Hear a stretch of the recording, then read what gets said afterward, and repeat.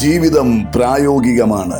സാങ്കേതികമായും സൈദ്ധാന്തികമായും ആർക്കും ഇവിടെ ജീവിക്കാൻ ആവില്ല. 1-ാം ക്ലാസ്സിൽ എന്തിനാണ് ഒന്നിലധികം വർഷം പഠിക്കുന്നത്?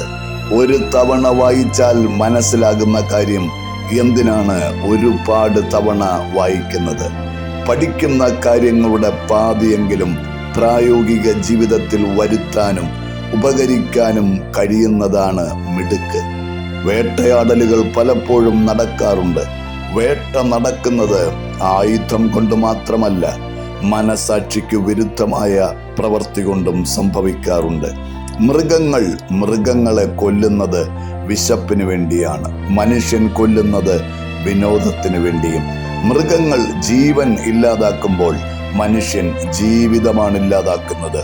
പകയുടെ വാക്കുകൾ ഹിംസയാണ്. അവ ഒരിക്കലും ഉണങ്ങാത്ത മുറിവുകൾ ശേഷിപ്പിക്കും. വിശ്വാസ വഞ്ചന വേട്ടയാടലാണ്.